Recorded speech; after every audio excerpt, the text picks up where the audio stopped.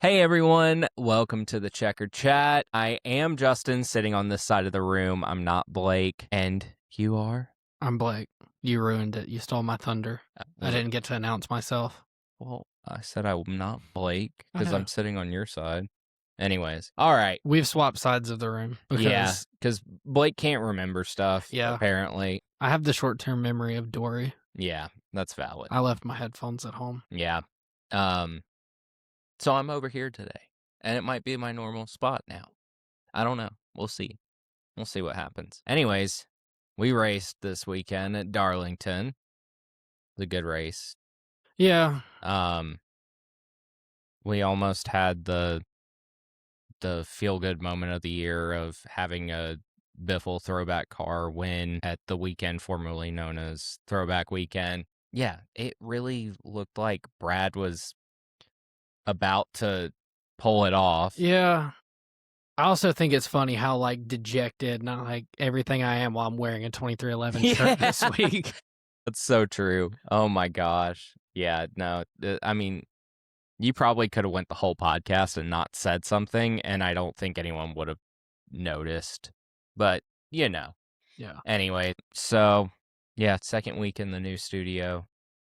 It's nice. It's very nice. If it's a little echoey, we still have not, like, We're working the kinks out. yeah, we are. I don't even know if it is, honestly. Like, I don't listen to my own podcast. I feel like Yeah. that'd be a little weird, but We lived it. We did it. We know yeah, what was said. yeah, I personally do not like to listen to my own voice. completely So, understandable for sure.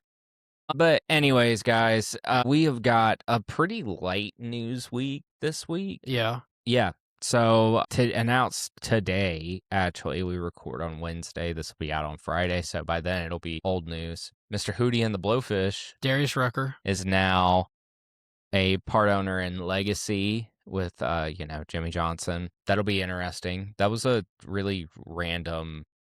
Yeah, I think it kind of solidifies that they're going to have a third charter, though, now that they brought a new, basically, investor in. That's true. More money. Yeah. You have a point on that. Yeah, it's cool, though. I mean, yeah, get more people into the sport in those roles. We lost Pitbull. Now we have a new musical. Yeah, musical presence. Yeah, that's the word I was looking for. Yeah. We have MJ. Mm-hmm. So I don't know. I don't think there's any others, really. no, Brad Doherty he was part owner in JTG Doherty, and I believe he played in the NBA at least for a little bit. Mm-hmm. I know he played college basketball though. Yeah. Yeah. Kind of it, honestly. Yeah. So now we have Michael Jordan and Darius Rucker. So that's fun. Yeah. That's a fun one. And then we have, apparently Denny Hamlin has turned down the 5 truck for Darlington, which would have been his first truck race start since 2013. I think ultimately, as partial owner of 2311, he was like, Corey Haim probably should run this. Yeah. That's my take on it, at least, is he's like, we can't get him in as many cup races as he probably would like or feels like he deserves, or we all kind of know he deserves. And he doesn't have a full-time ride in any series. So, yeah, I haven't ran since 2013. Well, Corey's got it. Yeah, no, definitely. I'll save that for the end of truck. Something funny I saw. So Corey Haim won this weekend. Spoiler alert. Ties Kyle Busch with 28 straight truck races led, and also is 8th in points, only running 2 out of the 4 races so far. Just put him in the 5 truck for the rest of the year. Yeah, let him win the championship. Yeah, honestly, because he will if they did that. But it was interesting, like hearing him talk about the struggle to actually get a sponsor to sign on for him to run select races. Yeah, no, I mean you wouldn't think that he would have any issues. Yeah, definitely. Sorry, y'all. But I feel like, I mean, if you think about it, Safelite was kind of like the only sponsor he had with the 11, and that's true. more of like an 11 truck sponsor than a Haim sponsor. Yeah. But like Robin Hood does pretty much all of his cup stuff. I'm like, why don't they just do his shell out truck. a little more and do some truck. I mean, stuff. when he ran Atlanta, he ran the Robin Hood Yeah, trucks. I mean, I don't it's know. true. I think that they Robin Hood should. Hell, I they, mean, at this rate, they don't even have to. He don't even have to run all the races. He'll probably still qualify for the chase, running like 3/4 of the races.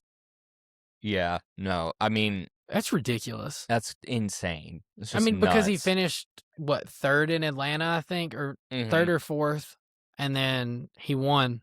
Yeah, So yeah. Soft launching another Corey Heim domination in the truck series. I mean, he showed last year that if you leave him in a Tricon truck, like different team, different crew chief, whatever, I guarantee you, it would probably be a little less dominant than last year, but I guarantee you he'd still win the championship. Yeah, no, I agree. Something I wanted to bring up that I thought was interesting in regards to last week's episode. Okay. I think it's hilarious how Wednesday Oh yeah. we talk about like I say the most far left field, like just fever dream, what I would love to yes, see. Blaney in a Hendrick car, and then everybody, Like we hadn't posted the episode, like we finished recording and then all over social media. It's like Blaney is reportedly in a contract year, and everybody's like, put him in your car, put him in your yeah. car. And I'm like, I was like, are you oh, freaking kidding me? Now we look like we just saw it on TikTok and we're going to yeah, say it now. No, we record on Wednesday. we have evidence. We can timestamp it. Yeah. We can timestamp it. That That would be awesome. yes, I agree. But anyways, we talked about that for like 20 minutes last week. We want to do it again? Yeah, let's do it again. All right. Anyways, now that there's actually a he's in a contract year. Well, supposedly, yeah, because like Penske keeps everything so under wraps. NASCAR as a whole keeps everything under wraps because, like, That's except true. for Hendrick, every now and then when they sign somebody, they're like, yeah, they're signed through this year. And then, like, when Denny signed through, like, most people I could, Hocevar. most people I couldn't tell you when they're signed through because they're like, they signed a multi-year deal worth millions of dollars. Yeah, that's congrats. And you're like, oh, okay, cool. And then baseball, it's like Mike Trout signs a 10-year, $400 million deal, Bryce Harper, so on and so forth. Like, which is kind of cool, I guess, but it's also frustrating because I'm like, well, when is this driver a free agent? When is this driver a free agent? Yeah. And you kind of know who makes the most, but you don't really. Yeah. 100%. Well, you ready to get into the truck race? Yeah. So Caden Honeycutt won the pole for the truck race and amazing truck. It was the Mike Skinner flame throwback truck. And honestly, for a while, it kind of looked like he was going to get his first truck win. He led the field to the green with Carson Hocevar on his outside. He got a really good start and Hocevar spun his tires. So that allowed Honeycutt to clear for the lead. And then Tanner Gray also got out to second. And then Heim and Hocevar both look inside of Taylor Gray for second on the backstretch, and Hocevar takes the spot. I don't know why I worded that so confusing. Yeah. Lap 3, Ben Rhodes got squeezed into the wall by Tyler Ankrum and then cut a left front tire running 17th and hit the wall between turns 1 and 2, ending his day on lap 3. He was not very happy. He then I didn't include it in, but he went on social media. Yeah. But again, honestly, lap 3, why are we stuffing people in the wall? Yeah. Let's be honest. And I mean, it's Tyler Ankrum, so yippee. Lap 9, on the next restart, Honeycutt leads the field to green again with Hocevar again on his outside. Honeycutt cleared for the lead by turn 1, and then off turn 4, Heim cleared everybody and took the lead. Lap 12, Bell had made it into second place with Hocevar running third and Honeycutt in fourth. And then lap 14, William Sawalich has a solo spin in turns 1 and 2 but gets away with no damage. And Bell got around Heim for the lead before the caution flew. So lap 19, Bell and Heim lead the field to green with Hocevar pushing Heim to the lead. And then by lap 29, Hocevar is second, Honeycutt is third, and Bell is fourth. Lap 31, the most random, didn't see this guy coming moment of the weekend. Eckes, comes out of nowhere with a great long run speed and gets into third, passing Bell. And then by lap 42, he'd made it to the lead. He goes on to win the stage, followed by Honeycutt, Heim, Riggs, and Swalich. And then, starting stage 2, Honeycutt and Swalich lead the field to green. Honeycutt, Heim, and Chastain all clear with Swalich by turn 1. Honeycutt's able to keep the lead with Chastain running second and Heim running third. Then, lap 56, we get a debris caution from Chris Wright stuffing Mini Tyrrell into the wall on the backstretch on the previous lap while battling for 28th. Why are we for 28th? It's Chris Wright. Well, yeah, that's true. Yeah. But the other thing that I knew, but until I saw clips of Corey LaJoie talking about his experience with like the Ram team and stuff so far, I guess it really didn't dawn on me. But up until this race, every race of the year, they had a Ram truck in the top 10. And that's impressive in itself, being a brand new team. But that's also a new manufacturer coming back. They don't even have a simulator. Oh, wow. So they're like old school, like what spring do we throw in it? What wedge? What camber? Like how do we set the truck up? And there's really not practice anymore. So whatever you unload with is what you have. Yeah. So you can kind of set the truck up. Like most of the people on those teams have worked for other teams. You can kind of be like, oh, well, we did this here and we did that there. And you can kind of do that still. But I think they said it would be like June, maybe July, until they get the simulator like up and running where they can actually like have sim time and like test setups out and stuff throughout the week. That's nuts. I did not realize that. Yeah. That's wild. Oh, yeah. That's an interesting little nugget. And somehow I learned something from Corey LaJoie of all people. So we'll take that as a win for the old stacking pennies. Lap 58, under the yellow, Lane Riggs pits from 4th with a tire rub. And on lap 61, on the restart, Honeycutt cleared Chastain. For the lead, lap 62, Heim fades while battling for 2nd and falls all the way back to 6th. Lap 66, Chastain finally makes around Honeycutt, gets the lead. And then lap 73, Riggs has made it all the way back up to 11th after pitting under the previous caution. Lap 75, Honeycutt repasses Chastain for the lead. And then by lap 84, Honeycutt is pulled away to a 3-second lead. So then Honeycutt wins stage 2, followed by Chastain, Majeski, Heim, and Eckes. Lap 99, Honeycutt leads the field to the green with Ross Chastain on his outside. Honeycutt clears for the lead, and then Heim clears for 2nd as Ross struggles on the outside. Ross is able to get back around Corey for 2nd in turns 3 and 4. Lap 101. This was the most like interesting, bizarre wreck because I've jumped way ahead. This is where Riggs passes Majeski for 4th. So Riggs has a fast truck. I way overshot that. Oops. Lap 105, Dawson Sutton gets put in the wall by Connor Jones. In turn 1, battling for 14th, both getting into outside wall, and then Connor Jones gets into the wall again in turns 3 and 4, and on the following lap, he slows, bringing out the caution. And Corey Heim doesn't have a singular ride. Just going to be as blunt as possible on that one. Yeah. Nothing against the guys. I'm sure they're fantastic people off the racetrack, but what we see on the racetrack is just like, go run ARCA or get in a late model or something. Like, do not be in a national series. Lap 111. Timmy Hill was the only truck to stay out and restarts on the outside. So that stacks the whole outside lineup, which easily allows Honeycutt to get the lead. And then Chastain again gets around Honeycutt and claims the lead. Lap 119, Heim and Hocevar make contact, battling for 3rd before trading passes and ultimately staying where they started.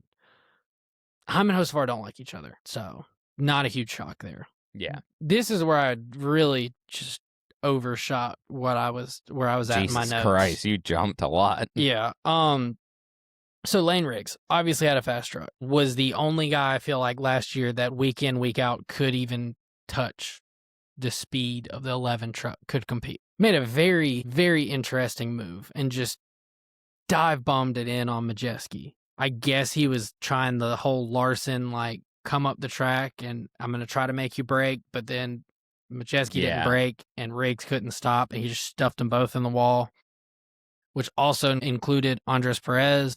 And then they showed the car, like the trucks afterwards and the damage, and then they panned to the infield, and it's just Andres Perez like throwing stuff, like walking into the hauler, slamming the door, and I was like, honestly, I feel that. Yeah. So lap 128, Connor Jones leads from the outside.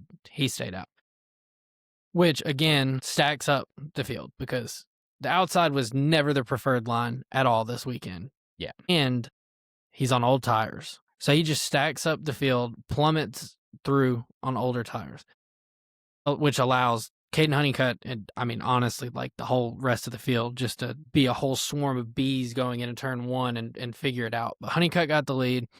Hocevar was able to get alongside and clear him for the lead in 2, and then Ross Chastain got around for 2nd, and then Eckes was challenging Honeycutt for 3rd, ending up getting the spot off of turn 4. By lap 135, Hocevar has slowly begun to stretch his lead out to a little over half a second over Chastain. Then, lap 140, Hocevar gets caught in lap traffic, which allows Chastain to close up. And on lap 143, you began to start seeing sparks coming out of the back of Hocevar's truck. And then that's when you knew. Yeah, I don't think they ever figured out on the broadcast, like, what broke. Yeah. But if there's one thing guaranteed in life, it's Hocevar looks like he's going to win and something goes wrong with the car or he wrecks. So that sets you up for overtime.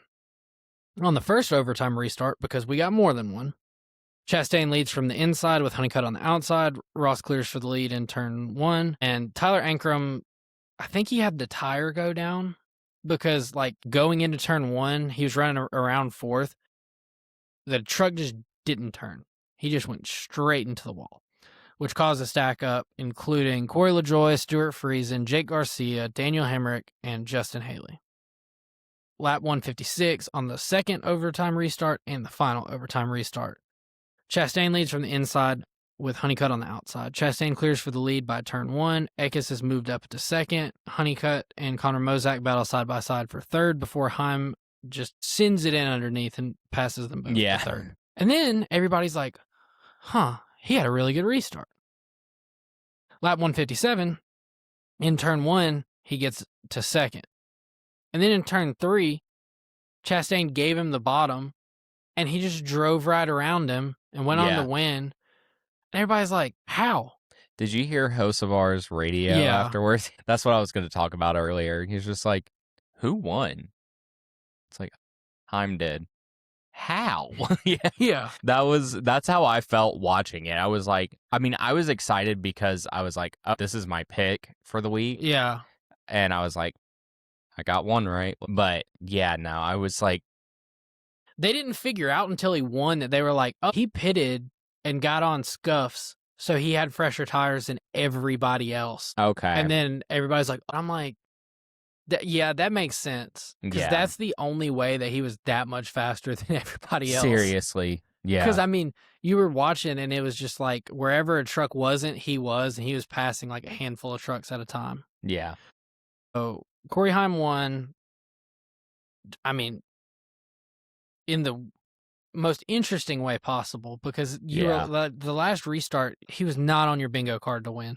He did not stand a chance. No, I mean, he restarted, what was it, 5th? It was somewhere between 5th and 10th. Yeah. But it was like somewhere where, like, okay, you could get a top 3. You could salvage a good finish out of this, but there's no way you should win. And he won. Yeah. Because he was on fresher tires. Yeah. So the rest of your top 10 was Ross Chastain in 2nd, Eckes in 3rd, Honeycutt in 4th, Connor Mozak in 5th, Bell brought it home 6th, and honestly was like never a factor at all in that race. Not at all. And that was surprising. Grant Enfinger 7th, Gio Ruggiero 8th, Daniel Hemrick 9th, and William Sawalich in 10th.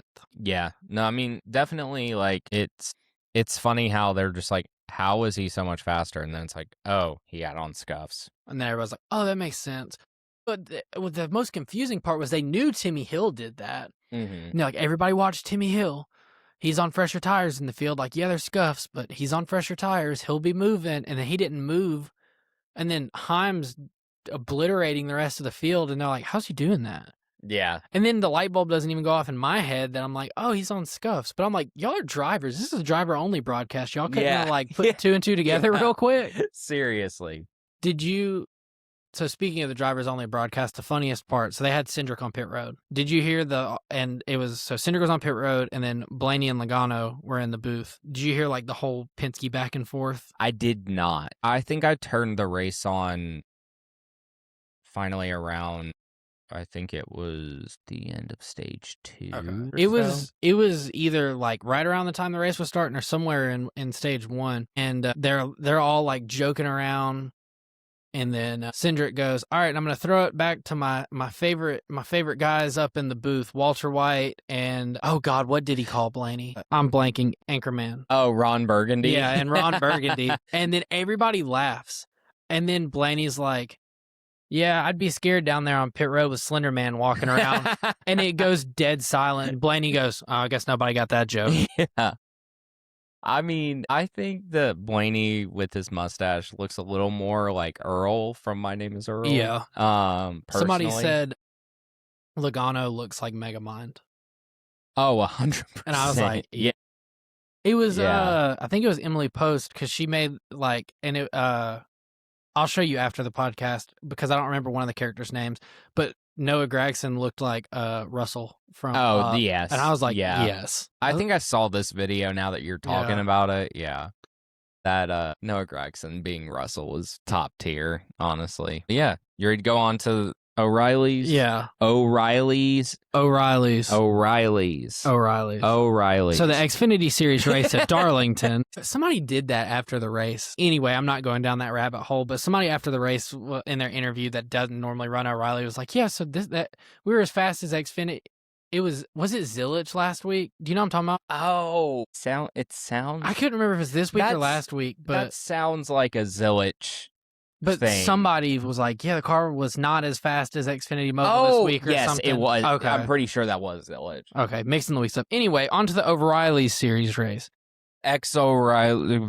The Busch Series race. The Busch Series. Lap 1, Larson and Bell lead the field to green, and Larson gets the lead on the front stretch. Yippee. A real yippee moment. Austin Hill and William Sawalich make contact, battling for 8th off turn 2, which bounces Hill off the wall and drops him back to 12th. At lap 10, Larson has a 2.3 second lead. Lap 29, Austin Hill is now running 19th, and Larson has a 3 second lead. Lap 32, both Haas drivers have faded, as Sam Mayer runs 12th after starting the race 6th, and Creed is running 22nd after starting the race 3rd. Lap 34, Larson's lead has now been cut down to 1.4 seconds as he begins to deal with lap traffic. 4 laps later on lap 38, Austin Hill slows from 14th with a flat right front tire, but he's able to make it to pit road. So, lap 45, by no one's surprise, Kyle Larson leads every lap and wins stage 1, followed by Bell, Quapfel, Jones, and Allgaier. Lap 49. I don't understand how this happened. Jeremy Clements and Kyle Sieg both ran out of gas, so they had to pit before pit road was open. That's so How do you run out of gas after one stage at Darlington? Like, did you just miss the fuel number and you were trying to be lighter than everybody else? That's the only thing I could think of. You missed it by a lot.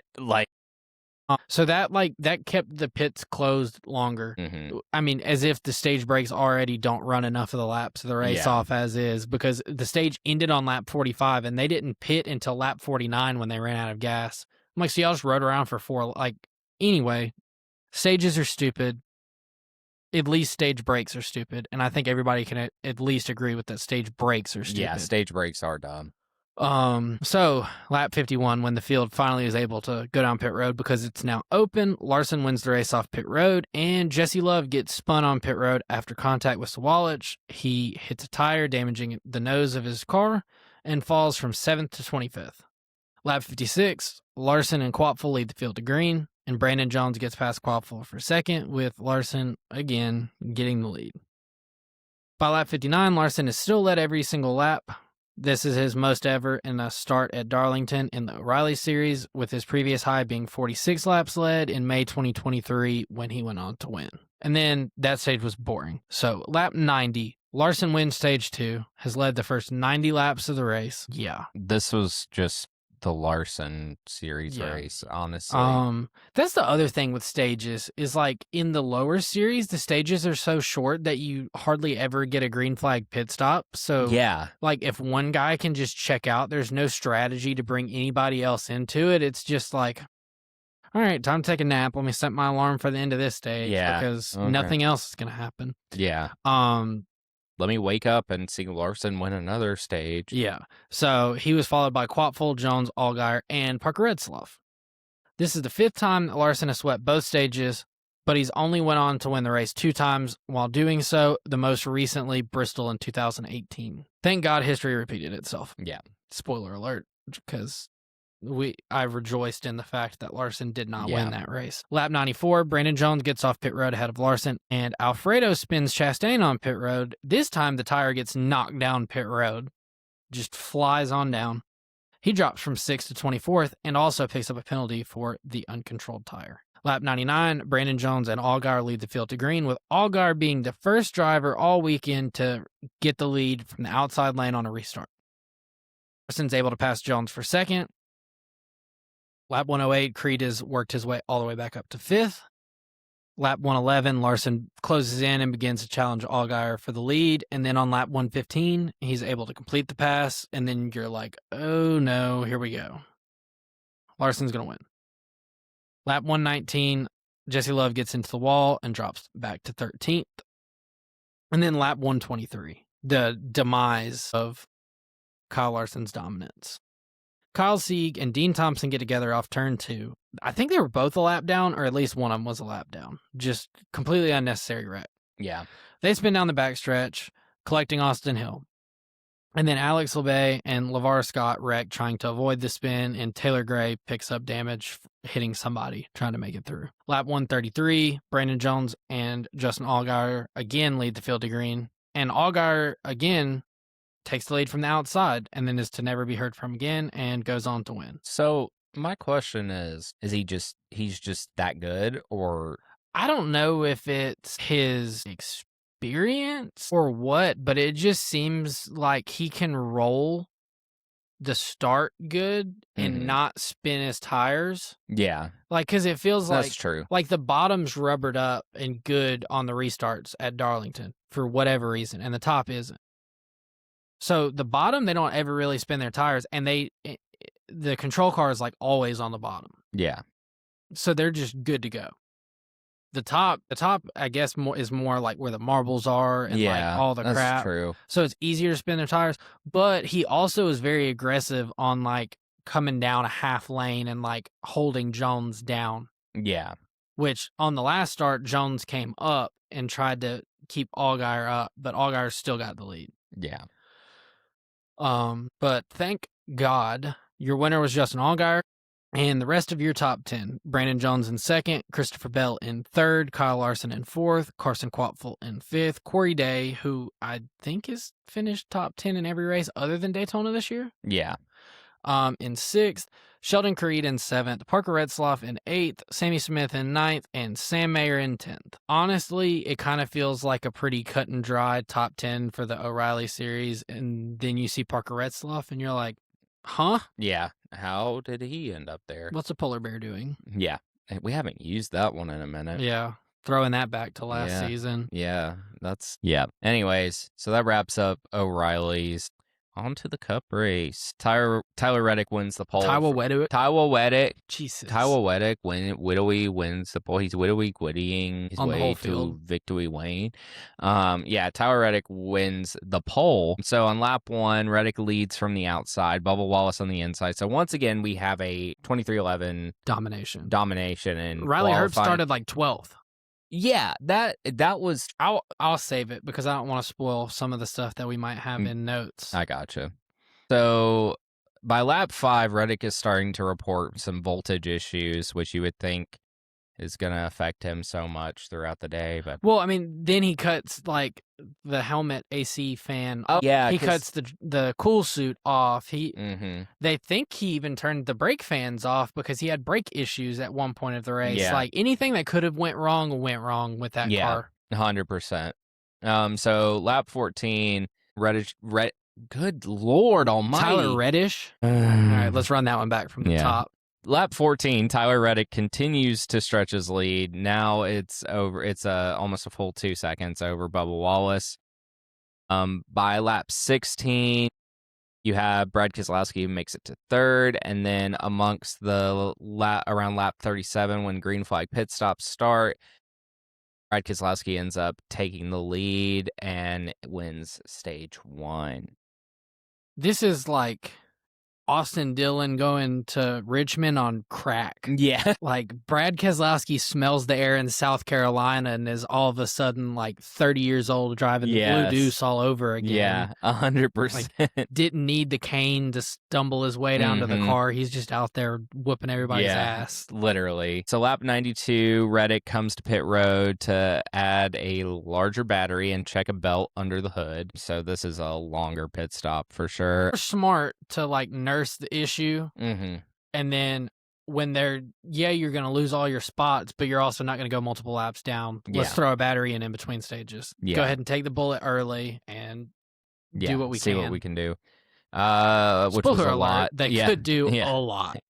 Lap 95, all lead lap cars pit. Larson gets off pit road first, followed by Buescher and Brad Keselowski.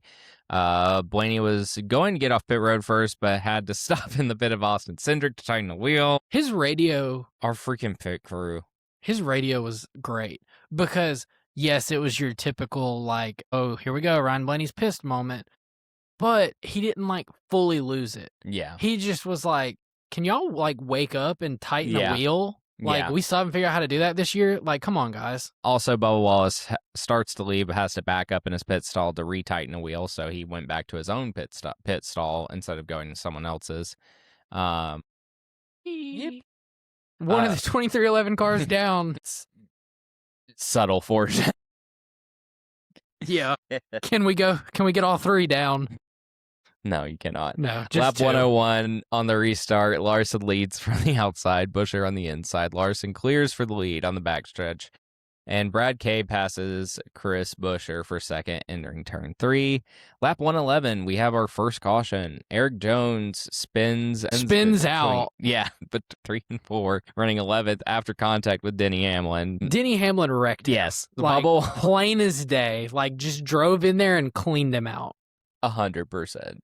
And then on the radio, he's like, I mean, obviously, I didn't mean to do that. Yeah, all right. What did you mean to do? Yeah. The 43 radio is just like, oh, Denny Hamlin. Bubba Wallace and Denny Hamlin both make contact with the wall behind, and Bubba Wallace goes to pit road. Lap 113, all lead lap cars pit. You know what the most annoying part of that caution was? What's that? As a Chevy guy, you're like, yes, 2 Toyotas down. It made Denny Hamlin's car faster. How do you hit the wall and knock the toe out? And then it's faster. Then it works good. It was just an adjustment that you didn't have to make on pit road. Like, after that wreck, he just starts, like, he actually climbs positions. Like, yeah, it did get Bubba gone, so that was one less Toyota to worry about. How do you hit the wall and get better? Yeah. Like, dude caused a wreck, ruined Eric Jones' like great start to the day, hits the wall, and then gets rewarded. Tell me that's not the most Denny Hamlin 100% like, on-track luck. Seriously. Oh, my gosh. Okay. I mean, maybe he's getting Logano's, too, because Logano can't even race anymore. No, I've been, Seeing him run 30 laps down, just, it was so great. Yes. And then on the radio, he's like, how do we miss a setup this bad, guys? Yeah. Like, I'm creeping around. Like, why? Why are we so slow? Like, he's back there running with, like, actually, he's getting outran by, like, Cole Custer. He's getting outran by Riley Herbst. He's getting outran by Tim. Who was in the 66? Was it Timmy Hill, Casey Mears? I do not remember. He's getting outran by the 66 car. Yeah. Driver or not, the 66 car. That's embarrassing. Yeah. And you are a 3-time champion, a Hall of Famer. You've won 30-something races. Yeah. Accolades go on so far, and you're 33rd on pure speed, getting lapped 5 times. Oh my gosh. So lap 117 on the restart. Larson leads from the outside. Keselowski on the inside. Brad clears for the lead in turn 3, and Buescher gets along Larson for second. And lap 127, Buescher passes Larson for second between turn 3 and 4 and trails Brad by about 2 seconds. By lap 132, we have RFK 1-2-3. Yippee! You thought this was the race that that everyone has been looking forward to, watching an RFK car, a Biffle throwback win. Yeah. We were so close. We were this close to greatness. Yeah. And I think the thing that like just pure paint scheme wise pained me was the best Biffle throwback was the worst RFK car on the day. Oh yeah. Because that was like the iconic, the 3M car that everybody like remembers. Yeah, definitely. So lap 136, green flag, pit stop start, and then lap 185, when stage 2 wins, Brad K wins stage 2. Lap 194, we're getting into stage 3 on the restart. Brad Keselowski leads from the outside, Buescher on the inside as Kyle Larson chooses to start behind Brad K. Briscoe bumps Brad on the backstretch, causing Brad K and Chris Buescher to touch. Brad K clears for the lead off of turn 4. Then lap 197, we have a caution with Riley Herbst spinning out off of turn 4 from 18th and bumps the inside wall. Spinning out's gracious. Yeah. He got ran through by Zilich. Yeah. And was not happy. No, not at all. I don't think he likes Zilich very much. No, I don't think so either. But also, I mean, I don't know who's higher in point standings right now. Herbst. He is. By a lot. Zilich is like one of the last people in points. Yeah. He looks like a complete fish out of water at this point of his career in the Cup car. That is the true, like, he is in the car like, why am I the polar bear in the middle of Arlington, Texas right now? Oh my gosh. He's like, put me back in the 88 car, please. Yeah. Lap 198, all lead lap cars pit except for Chris Buescher in 3rd, Ty Gibbs in 6th, Suarez, SVG, Austin Dillon, Michael McDowell all pit. Briscoe gets off pit road first, followed by William Byron and Larson. Brad Keselowski gets off pit road 5th because he had to enter a stall at an odd angle to avoid Chase Briscoe. Yeah.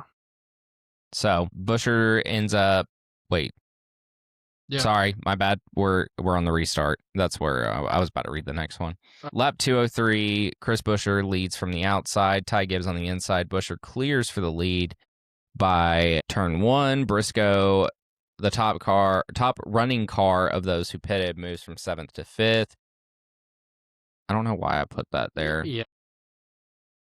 For some reason, right after that, I put Buescher takes the lead with Brad trailing behind him. So, yeah, exactly what I just said before. Yeah. Anyways. Just in a new sentence. Yeah. Lap 241, Briscoe, Blaney, Cindric, Byron, SVG, Eric Jones, Chase Elliott, Austin Dillon, Justin Allgaier, all pit. Brad Keselowski gets by Chris Buescher for the lead. Then Tyler Reddick hits Chris Buescher in turn 3, causing Chris Buescher to hit the wall. Jesus Christ. My God. This might be like not a good take for a lot of people, but yes, it was Buescher's fault. But nobody is like gonna just give their strategy up. True. But I also kind of feel like he entered in a way in which, like, in a car where dirty air affects you so much, why are you hauling ass in his tire tracks when you could easily, like, even if he didn't pit there, Reddick was gonna pass him on the outside.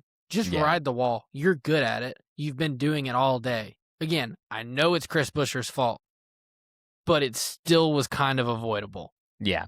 No, I agree with you. So lap 266, Reddick passes Brad for the lead, and that's basically all she wrote. Lap 293, Reddick wins by almost a full 6 seconds over Brad Keselowski. Yes, Blake is hitting his head against the microphone right now, and your winner is Tyler Reddick. Congrats. Yippee. No, like, I mean, let's be real. I mean, there are worse guys that could have won 4 races out of the year so far. There's worse Toyota drivers that could have won. Yes. You get what I'm saying. But, like, you can't knock the, like, just the absolute like heater that Yeah. he is on. Which, okay, I have an interesting talking point. So, well, do the top 10, and then I'll go on my I rant. gotcha. So your top 10, Reddick 1, Brad Keselowski, Ryan Blaney, Carson Hocevar, Austin Cindric, Ty Gibbs, Daniel Suarez, William Byron, Chris Buescher, and Eric Jones. Suarez with another top 10. Yeah, Suarez is running circles around Trackhouse as a whole, except for on road courses, and that just makes the beef so funny. Yes. Because I'm like, why are you beefing with somebody that you're better than? Yeah. Like, just rub it in their face. Enter the villain arc. Yeah. Like, we could use one because Denny kind of really isn't that much anymore, leaning into it. And then Logano can't really because he's getting dog walked by Justin Allgaier, who has like what 1/100th of the experience of Joey Logano in an next-gen car. So minor takeaways of the top 10. Blaney is like week in, week out, the only Ford that has figured out how to race this year. Yeah.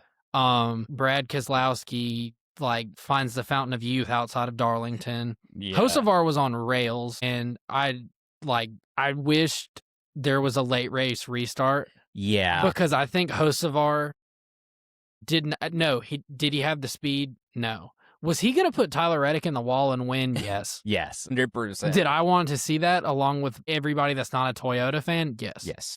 Cindric had the quietest top 10 in next gen history, I feel like, because the whole day I'm like, wow, Blaney's doing really good. Logano's doing awful. Where's Cindric? He's in the top 10. Yeah. I'm like, huh?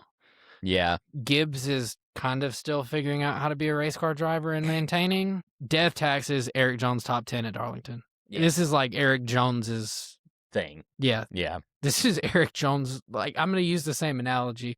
This is Austin Dillon at Richmond. Yeah. This is Eric Jones at Darlington. Tomato. Yeah. But so a mini rant. Alan Gustafson, get the hell off my pit box. Yeah. You threw away an easy top 10. For what? For why? Why do we need to stay out 8 laps longer than the whole entire field? I get overpitting and having fresher tires in the field at the end and then passing some people. That is great. You overshot that strategy by a good couple of laps. Awful. Completely awful. Ruined it. I mean, you finally give everybody a glimpse of hope that you can set a race car up before the race starts. You can qualify on a Saturday. He qualified 3rd. Yeah. That's unheard of. Yeah. Yeah. So I'm completely that is valid. official. Yeah. Like I'm at the point I will start a petition online if anybody would like to sign. Yeah. Change.org sponsor us. Yeah, I mean, it's ridiculous. Anywho, so Brad, when he hosted the Dale Jr. Download, and he was talking about the whole points, the way you have to race this year compared to last year. I wonder in a way if we were robbed under the playoff format of some dominant runs like what Reddick's on right now, because now I don't think like certain teams did this, like your Hendrick or whatever, but Brad was talking about like somebody's locked into the playoffs. Well, then when they go to the race shop that week, they're told, hey, the good engine is in the other car. Yeah. The better body for aero is on the other car. They're not locked in. You are locked in. Like, we need to put our eggs in that basket. Not saying that, like, 2311 for sure would have been like, okay, Reddick, like, you've won 2 now. Like, you're good. Like, let us put the better stuff on Bubba's car for a few weeks and let him try to capitalize. But it just makes you wonder, like, were we robbed of that at all in that era? Because, like, I think for sure we were. And then, too, like, they've found speed. They've found something. And it just cracks me up because, like, I would like to defend Hendrick fans when I can because I do feel like a lot of them just get a bad rap. But it's hard when half of the fan base goes on Facebook, goes on Instagram, goes on TikTok, and they're like, them damn cheating Toyotas, they got in the lawsuit X amount of wins. Yeah. They're not. If they were rigging this, do you not think that Bubba Wallace would have not already won a race? Do you not think that Riley Herbst would have won No, that was just unrealistic and out of the Yeah. question. But, like, do you not think that Bubba would have already won a Yeah. race by now? Like, they're not this car passes inspection, pre-race, post-race, every time it wins. It won without a fender at Atlanta. Yeah. Like, he's just straight covering the whole field. At some point, this was going to happen. Reddick was always a guy that was going to have a breakout year and just assert dominance that I am that guy. It's not like, I just don't get the Toyotas are cheating again. NASCAR is allowing this. Like, tear the 45 car down. Like, but if it was Kyle Larson, you would not be saying this. This is great. He's the best race car driver on the planet. He could run circles around Max Verstappen. This, he that. Oh, he's on a Jimmy Johnson run. Oh, he's on a Jeff Gordon run. Look, he's as good as Earnhardt ever was. But again, I don't like Toyota. But a Toyota does it, and they're cheating, and it's wrong, and it's ruining the sport. And I'm not going to tune in next week because we care that Larry in Alabama is not going to tune into the race next week. Like, it's just, I don't like Reddick. I don't dislike Reddick. Reddick is very in the middle. I don't like him dominating right now, but you do have to just appreciate it because this is a crazy run that he's on. Oh, yeah. Like 1,000%. Like, they have found speed at the beginning of the year. They have carried momentum. And, I mean, it's just impressive that you can figure out in a setup how to make the car good enough to have multiple issues throughout the day that just mire you back in traffic. Make it through traffic with a clean car. Be smart on your passes. And ultimately win the race by like 6 seconds when it's all said and done over the guy that had the rest of the field cleared the whole day. The next best car of the day couldn't get within 6 seconds of you. Yeah. No, I mean, like I was saying earlier, you can't, it's undeniable talent. Yeah. Is what it is. It's not cheating. No. Like, it's just, all right, you're mad because it's not Chevy. Oh no. I mean, I get it. Am I mad that it's not Chevy? Yeah. But also, I would rather see Reddick go on this run than certain Chevy drivers. Kyle Larson. Yes. It just, I don't know. There are much worse people to go on the run that he's going on right now. Because he's not overly cocky and overly arrogant. And you can tell that, like, it means a lot to him and he's very happy and enjoying. And it's not like Larson when he dominates and he's like, wow, look at me. Yeah. I'm the king of this. Like, nobody can touch me. Bow down. Like, yeah, I totally get what you're saying. Yeah. For sure. But that wraps up Darlington. Any last thoughts on it? Or are we good? No, we're good. All right. We're on to Martinsville. A historic Hendrick dominating track. Yeah. And I'm ready for the biggest letdown of the year. Yeah. The paperclip. Your past next gen winners there. 2022 spring, you had William Byron. Fall, Christopher Bell. 2023, Kyle Larson and Ryan Blaney. 2024, William Byron and Ryan Blaney again. 2025, you had Denny Hamlin and William Byron. So Byron has won 3 of the races in the next gen era there. But before we get into our picks, we have some paint schemes to talk about. And Blake, what you got? What you want to start with, least or favorite? We'll do favorite. Do favorite? Okay. What's your favorite for this week? My favorite for the week is Noah Gragson's Fuel by Franzia. Show me that again. I swear that was not up there earlier. That's a cool looking car. Yeah, that's my favorite for the weekend. Cool. Hey, it finally feels good to like see a paint scheme that I'm like, yes, on Gragson. That isn't MillerTech. Yeah. I agree. My favorite this week is Bubba Wallace's Hardee's car. I'm not a big Hardee's fan by any means, but this car looks cool. Yeah, definitely. Here, pull it up one more time. Thank you. Yes, the yellow and the red together. I mean, let's be honest, it's basically the McDonald's car, just with Hardee's on it instead.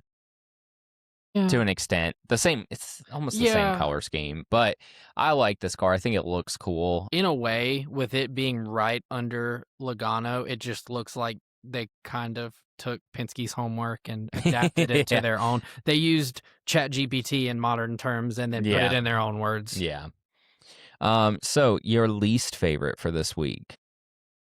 Denny Hamlin's Bob's Discount Furniture Toyota. This car is awful. That car is bad. Yeah. That's like Perry the Platypus on wheels. That's a good way to put it, for sure. And the thing is, I like those colors a lot. They just do not look good together on the race car. And then poor Bob's holding on for dear life, just flying down the side of the car. That I do enjoy that on there. I think that's funny. But you know. Anyways, my least favorite is Austin Hill's United Rentals. Yes. Yeah.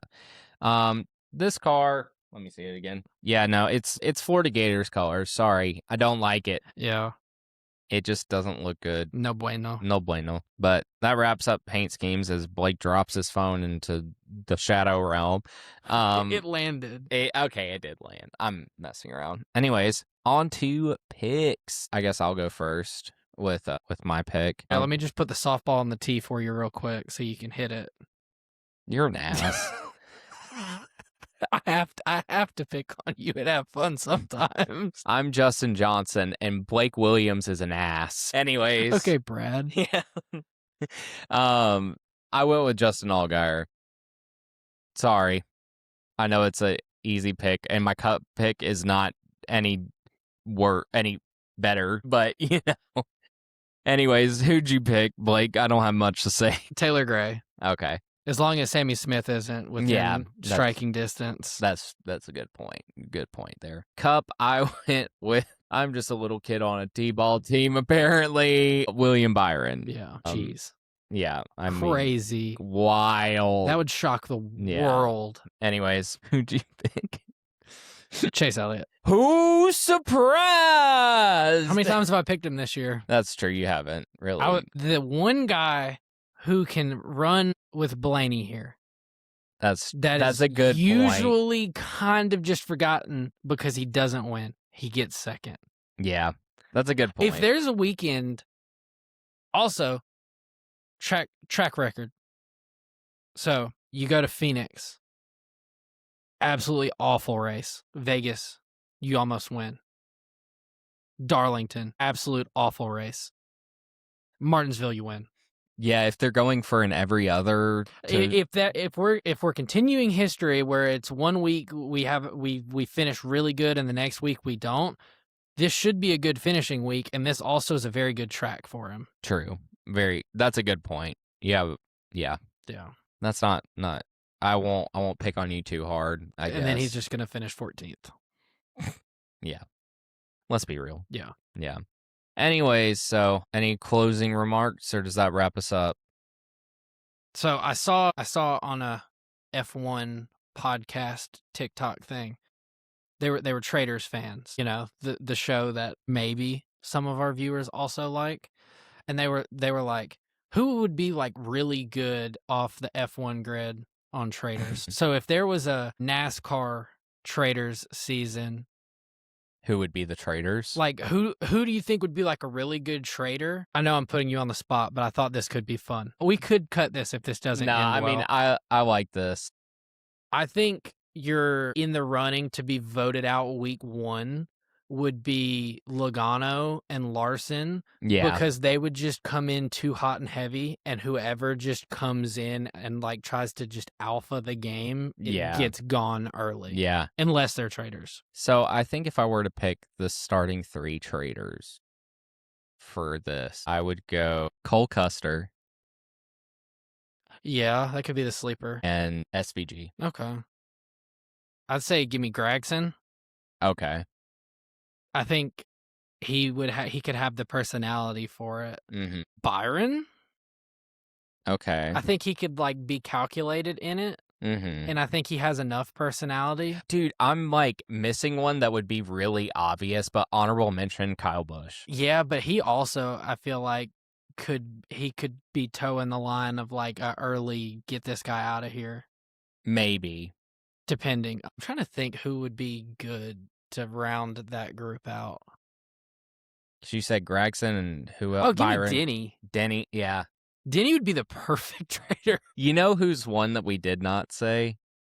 Who? Ross Chastain. I feel like everybody just doesn't like him enough that they would just week one be like, Ross is a traitor, get Ross out. And then he'd be like, I'm a faithful, screw all you guys, I'm going home. Oh my gosh. That's a good one. I And like then that. just, and I'm saying this as a Chase Elliott fan, leave him in Georgia and do not put him anywhere near that show. Yeah. Yeah. Yeah, so I think that Denny's probably a traitor because I don't like Denny. So, yeah. Exactly. Anyways, I think that wraps up this week. That'll probably be a clip or something. I think that'd be good. Anyways, so you guys, sorry, I've forgotten how we end this apparently. Good God. This has been the Checker Chat. I'm Justin. I'm Blake. And I'll remember this part because it's written down. Follow us on Instagram, TikTok, Twitter, YouTube. Like, subscribe, all that good stuff on there. And Spotify, Apple Podcast, Amazon Music. And you can't forget about it. Never forget. Audible. We will see you guys next week. Bye.